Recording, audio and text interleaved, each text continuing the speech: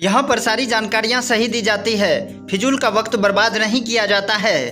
13 वर्ष की उम्र में श्रद्धेय डॉक्टर प्रणब पांड्या जी ग्वालियर से अपने नौकर के साथ ट्रेन पकड़कर गायत्री तपोभूमि मथुरा आते हैं।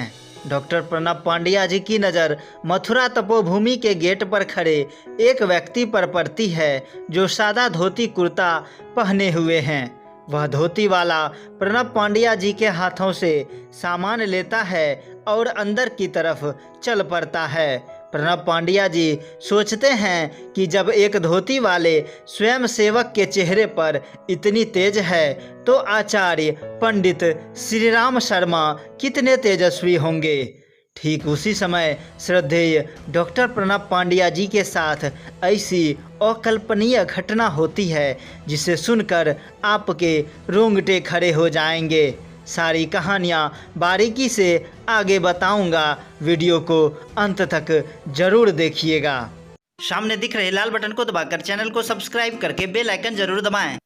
आज मैं आपके सामने हाजिर हूँ डॉक्टर प्रणब पांड्या जी के साथ हुई घटनाओं का, कैसे वो गायत्री परिवार से जुड़े, उनके साथ धोती वाले बाबा ने क्या किया, किस तरह वो गायत्री परिवार के करीब आए। तो चलिए बिना समय गवाए शुरू करते हैं। श्रद्धेय डॉक्टर प्रणब पांड्या जी कहते हैं कि मैंने परम पूज्य गुरुदेव के साथ 12 वर्षों का निकटतम समय व्यतीत किया। बहुत सारे परिजन उनसे सवाल करते हैं कि आपने गुरुदेव के क्या क्या सिद्धियां देखी है, क्या क्या चमत्कार आपने देखा है। बहुत सारे परिजन कहते हैं कि आपने गुरुदेव का वो सूक्ष्म शरीर तो जरूर देखा होगा, वो सूक्ष्मीकरण में कैसे गायब हो जाते हैं, कैसे वो सूक्ष्मीकृत हो जाते थे। हर परिजनों का अलग अलग सवाल श्रद्धेय के पास आते रहते हैं। जवाब में श्रद्धेय कहते हैं कि मैंने तो उनकी कोई सिद्धियां नहीं देखी है। मेरे नज़र में जो सिद्धि है वो यह है कि उन्होंने सबों से प्यार किया और पूरे विश्व में परिवर्तन की गाड़ी चलाई। उनकी सिद्धि यह है कि उन्होंने व्यक्ति निर्माण का कार्य किया। कोई भी संस्था या संगठन तब चल सकता है जब उस संस्था को चलाने के लिए व्यक्ति मौजूद हो। हर संस्था में कार्य करने वाले वो महामानव हो जो गुरु द्वारा स्थापित कार्यों को उनके पद चिन्हों पर चलकर निरंतर आगे बढ़ाए, प्रगतिशील हो, उन्हीं के जैसा जीवन जी सके और उन्हीं के मार्गों पर चल सके। आगे वो कहते हैं कि परम पूज्य गुरुदेव ने हम सबों को, मार्गदर्शकों को एक पत्र लिखा। अपने अंग अवयवों से पत्र लिखते हुए उन्होंने कहा कि यह 3 उंगलियां इस कागज़ पर लिख रही है, पर यह ना माने कि यह कोई व्यक्ति लिख रहा है। आप सभी समन्वित शक्तियों से ही यह व्यक्ति लिख रहा है, जिसका नाम पंडित श्री राम शर्मा आचार्य है। अब आपके सामने उस घटना का जिक्र करता हूँ जिसे जानने के लिए आपने थंबनेल पर क्लिक किया। श्रद्धेय के पिताजी एक जज थे और काफ़ी लंबे समय से गुरुदेव से जुड़े हुए थे। वो श्रद्धेय को छोड़ अकेले ही मथुरा तपोभूमि आ गए। हमारे श्रद्धेय एक नौकर के साथ ग्वालियर से मथुरा तपोभूमि के लिए निकले। मन में बहुत खुश थे कि आज 13 वर्ष की उम्र में तपोभूमि जाने का मौका मिल रहा है। ट्रेन से उतरने के बाद मथुरा तपोभूमि के पास पहुँचे तो उन्हें मेन गेट पर सादा धोती पहने एक व्यक्ति नजर आए। उनके चेहरे पर तेज था। उन्होंने श्रद्धेय से पूछा कि कहाँ घर है बेटा? तो श्रद्धेय बोले, जी ग्वालियर से आ रहे हैं। धोती वाले बाबा बोले, अच्छा जज साहब के बेटे हो? श्रद्धेय सोचे, चलो लोग मुझे यहाँ भी जान रहे हैं। धोती वाले ने श्रद्धेय के हाथ से सामान ले लिया। श्रद्धेय सोचे कि जब गेट पर खड़े स्वयं सेवक के चेहरे पर इतना तेज है तो आचार्यों के चेहरे पर कितना तेज होगा, खास करके पंडित श्री राम शर्मा आचार्य जी के चेहरे पर। धोती वाले बोले, चलो मैं तुम्हें तुम्हारे पापा तक छोड़ देता हूँ। आगे आगे धोती वाले, पीछे पीछे श्रद्धेय जी। श्रद्धेय जी के पापा ऊपर थे तो धोती वाले को सीढ़ियों से ऊपर जाना पड़ा।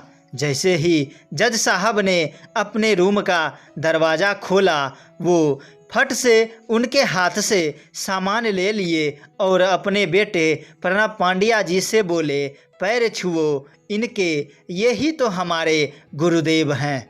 प्रणब जी अचंभित हो गए और गुरुदेव से आशीर्वाद लिए। ऐसे थे हमारे गुरुदेव पंडित श्री राम शर्मा आचार्य, इतने नरम स्वभाव के थे। अब आगे की जो कहानी है वो इतनी अलौकिक है कि आप सुनकर सोच में पड़ जाएंगे कि कैसे थे हमारे गुरुदेव। प्रणब पांड्या जी पत्रिका पढ़ते थे और उसी दरमियान उन्होंने 200 रुपये का पुरस्कार प्राप्त किया। उन्होंने स्कॉलरशिप के रूप में 200 रुपये पाया। ये कहानी उस समय की है जब वो छात्र जीवन व्यतीत कर रहे थे। प्रणब पांड्या जी उस 200 रुपये को अंशदान के रूप में गुरुजी के पास भेज दिए।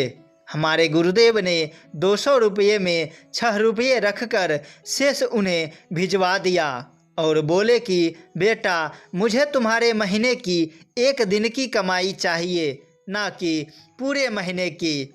श्रद्धेय प्रणब पांड्या जी कहते हैं कि मैंने ऐसे महापुरुष नहीं देखे जो भेजे हुए दान के रुपये को वापस कर देते हैं। यहाँ तक कि वीडियो देखते हुए हर कोई नहीं पहुँचा होगा। ये वीडियो देखते हुए यहाँ तक कोई भी परिजन नहीं पहुँचा होगा। आप पहुँचे हैं तो आपके पास अवश्य ही गुरुदेव के बारे में जानने की विशेष इच्छा है। हमारे परम पूज्य गुरुदेव कहते हैं कि अगर तुमसे कोई कहे हमारे गुरु के पास तुम्हारे गुरु से ज़्यादा सिद्धियां हैं तो मान लो। कोई कहे हमारे गुरु ने तुम्हारे गुरु से ज़्यादा काम किए हैं तो ये भी मान लो। कोई कहे हमारे गुरुदेव के पास जितनी शक्ति है तुम्हारे गुरु के पास उतनी शक्ति नहीं है तो यह बिल्कुल ही मान लेना। लेकिन अगर कोई कहे कि हमारे गुरुदेव ने तुम्हारे गुरुदेव से ज़्यादा प्यार किया तो कभी मत मानना, क्योंकि मैंने बस प्यार ही प्यार किया है और गायत्री परिवार प्यार रूपी वृक्ष पर ही टिकी है। मैंने हर परिजन से जीवन भर सच्चा प्यार किया है। गायत्री परिवार निम्न और मध्यम वर्ग का परिवार है। यहाँ पर कोई एनआरआई नहीं है जो मोटे मोटे अंशदान करे और डोनेशन के नाम पर बहुत ही ज़्यादा रुपया दे। यह संस्थान अन्य संस्थानों से बिल्कुल भिन्न है क्योंकि इसका नाम गायत्री परिवार है। यह छोटे छोटे अंशदान से बनकर तैयार हुआ है। ऐसा है हमारा गायत्री परिवार, इसलिए हम कहते हैं कि हाँ, हम हैं गायत्री परिवार। साथियों, ऐसी ही गुरुदेव के यादों से जुड़ी वीडियो आपके पास लाता रहूँगा।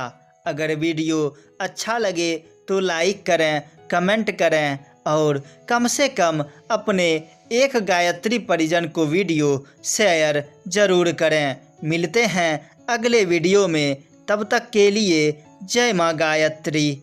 बड़े चैनलों को सब सपोर्ट करते हैं, क्या आप अपने इस छोटे से युवा परिवार को सपोर्ट नहीं करोगे? सामने दिख रहे लाल बटन को दबाकर चैनल को सब्सक्राइब करके बेल आइकन ज़रूर दबाएं और स्क्रीन पर दिख रहे नेक्स्ट वीडियो को ज़रूर देखें।